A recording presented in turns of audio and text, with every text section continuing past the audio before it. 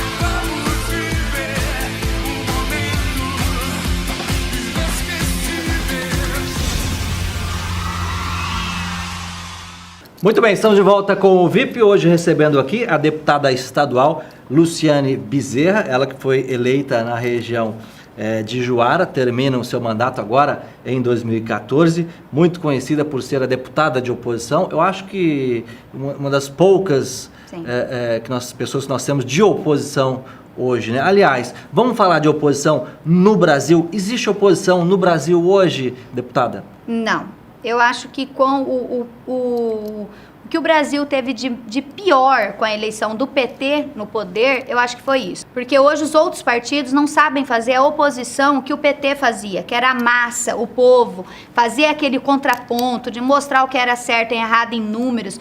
Hoje não. Hoje o que o PT fez? Inteligentemente, ele pegou o que estava funcionando do Fernando Henrique e deu mais ênfase. Então o povo não lembra que o Bolsa Família, exemplo, iniciou no Fernando Henrique. Só lembra que o Bolsa Família é do PT, porque o PT ele deu mais ênfase ao programa, deu mais investimento.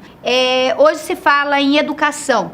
Para diminuir hoje o índice aí de reprovação escolar, o que o PT fez? Não pode mais reprovar o aluno. Então, não é que ele melhorou o ensino, ele não melhorou o investimento nas escolas, pagando melhores professores, exemplo, federalizando a educação, como é um sonho, acho que para todo brasileiro. Não, ele mandou uma lei e falou, não pode mais reprovar o aluno. Eu sou contra esse tipo de política, por isso que eu acho que o Brasil perdeu muito com a entrada do PT, nós perdemos oposição. Você ganhou bastante notoriedade no caso da CPI do MT Saúde. Sim. Antes de você entrar nesse assunto, eu vou contar uma historinha aqui que aconteceu aqui, pertinho de mim.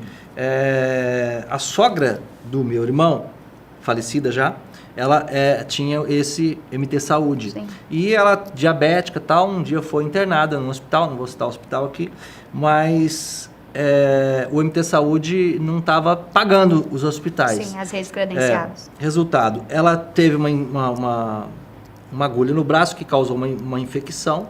e não foi aplicado um antibiótico nela porque o plano não tinha liberado, não liberava. Enfim, ela faleceu.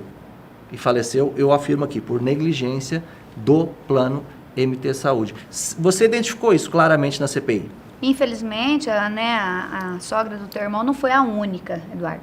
Nós tivemos vários relatos lá, comoventes, ainda que acontece ainda no dia de hoje, aconteceu e ainda acontece nesse descaso. Foi por isso que a Assembleia Legislativa tomou esse posicionamento de abrir uma CPI do MT Saúde. Eu entendo que uma CPI é uma comissão parlamentar de inquérito, então ela é de investigação. E é o que a gente tem que fazer como parlamentar. A CPI, ela existe para a gente dar uma resposta à sociedade do que está acontecendo de irregularidade dentro daquele sistema. O MT Saúde foi uma briga, eu queria ser a relatora na época, aí nós entramos num acordo, o Emanuel Pinheiro, deputado, assumiu a relatoria, eu fiquei como vice-presidente e o deputado Walter Rabelo ficou como o presidente. E dentro disso nós iniciamos o trabalho do MT Saúde. Eu acho que a CPI teve grande valia para a reestruturação do MT Saúde, que está na casa para votar, e vai ser muito bom agora, definitivamente um plano onde vai atender a população e o servidor público, né, que é acima de tudo, mas com qualidade. O MT Saúde, a gente constatou nessa CPI que desde o início houve fraude no MT Saúde. Não foi agora, pro final, a hora que estourou, que as pessoas não estavam sendo mais atendidas. Quando você fala fraude, você está querendo dizer desvio de verba pública. Desvio de verba pública. Desvio de dinheiro do bolso do contribuinte, acima de tudo, do servidor, não só do governo, mas do servidor público. E isso foi comprovado. Comprovado dentro da CPI, de documento, tanto é que tem aí já várias ações já abertas na justiça, para alguns nomes já responder por esses desvios. Novos foram agora encaminhados, novos documentos para o Ministério Público, para ele agir. Então, na CPI, o que foi constatado é que houve um rombo de mais de 24 milhões, 25 milhões comprovados. Só que o rombo chega a mais de 40 milhões. Nós sabemos que teve aí alguns milhões que foram pagos às empresas que estavam gerenciando o MT Saúde e as redes credenciadas, que são os hospitais, as clínicas, os laboratórios, não receberam dinheiro. E depois o governo teve que fazer uma outra negociação com as redes credenciadas e pagar. Se houve pagamento duplo, alguém vai ter que devolver o dinheiro para o Estado. E aí cabe ao Ministério Público agora em resolver. E foi porque o governo repassava uma verba mensal da arrecadação dos servidores para uma empresa terceirizada que gerenciava o plano. Isso que acontecia. Mas, na verdade, o MT Saúde ele nunca teve um planejamento de custo. O MT Saúde ele foi um plano criado de assistencialismo. Era um plano que o Blairo tinha ciência que ele estava fazendo um assistencialismo ao funcionário público. Como assistencialismo? Porque era o funcionário público que pagava e era a família toda. Era incluída nesse plano. Então, chegou uma hora que virou uma bola de neve. E se essa bola de neve podia até ser explodida daqui 10 anos, mas se não tivesse havido um roubo lá atrás, um desvio lá atrás. Então, ele poderia ainda ter sobrevivido mais 10 anos o plano. Explodiu muito antes do que deveria. Muito antes, porque o MT Saúde, no início, ele ainda tinha qualidade no atendimento. As pessoas ainda tinham o médico, as suas cirurgias, ele era atendido. Com o tempo, ele começou a não ser mais. E aí, pagava, recolhia, o governo mandava o dinheiro, de repente o governo parou de mandar, as redes credenciadas pararam de ser parceiras do plano e virou essa bola de neve. Veio a CPI, constatou o erro, constatou as irregularidades. Eu fui a única que tive um voto em separado, porque eu não concordei com o relatório do deputado Emanuel Pinheiro, não porque um relatório mal feito, não. O relatório dele estava propositivo. O relatório do deputado, ele queria melhorar o plano de saúde, ele queria dar uma linha nova, um novo direcionamento ao plano, a preocupação dele. E a minha linha foi mais de investigação. Eu queria demonstrar à população quem foi que desviou, quem foi que é o responsável por a morte dessa senhora e de tantas outras que tem que pagar. Eu acho que, acima de tudo, tem a justiça divina. Essa daí eu tenho certeza que vai fazer a parte dela. Agora, a da terra, nós, quanto parlamentares, que somos representantes do povo, nós temos que entregar ao Ministério Público e ele vai fazer a parte dele. Não concordei com o relatório, fiz o meu, apresentei. 1.500 e poucas páginas. Está no Ministério Público. Público. Tá no Ministério Público. E ainda no dia que eu li o meu relatório, eu indiciei mais de 20 pessoas, 18 pessoas físicas e 3 empresas, no meu relatório todo falando. E depois ainda fiz um pedido, no último dia, pedindo para a CPI aprovar um requerimento para pedir ao Ministério Público a prisão desses indiciados, para que a gente tivesse mais tranquilidade que o processo ia correr sem interferência do governo e de algumas empresas. Mas não foi aprovado, o CPI não aprovou o meu requerimento, não foi o Ministério Público, mas a minha parte eu fiz. Entreguei ao Ministério Público meu relatório, passou pela Assembleia e agora nós estamos rediscutindo o MT Saúde. Olha, outra bomba que tá para explodir aí, como é o caso do MT Saúde, que perto dessa que nós vamos falar aqui, o do MT Saúde é bem pequenininho. Né? Mas isso a gente vai falar amanhã no programa com a deputada. A deputada continua conosco na terça-feira. Deputada, falando de muito mais assuntos. Ela que é tida como uma mulher de oposição, uma parlamentar de oposição ao governo do estado de Mato Grosso. E de mulher só tem ela e a Teté Bezerra. Isso. Lá na Assembleia. Eu espero que agora nessas eleições entre mais mulheres lá, né? Eu acho que nós já mostramos para que viemos, para fazer uma diferença, e eu espero aí ao público aí feminino, que eu sei que é a grande maioria do teu programa, que tem essa sensibilidade e vão para as eleições agora. E é mais de 50% do eleitorado também. 52% do eleitorado é feminino. Nós temos 30% de vagas garantidas nas convenções para candidaturas e somos menos de 10% de representação na política. Mas você sabe por que as mulheres ainda não conquistaram o mundo? Mas não conquistou ainda não? Eu achei que já tinha. Não, é porque elas não resolveram a roupa mais apropriada para a ocasião ainda. Amanhã eu espero vocês. Até lá. Programa VIP, oferecimento STR Ar-Condicionado. O clima quem faz é você. Alfa Kids, mais um espaço do Alphaville Buffet. Venha viver esta emoção. Complexo Hospitalar São Mateus, há 33 anos cuidando da sua saúde. Óculos Bambu, a cara do Brasil. Origami Buffet, parabéns pra você, é no Origami Buffet, 3627-4080. E ProUnim e Unimed Cuiabá, no Carnaval, não esqueça esta coreografia.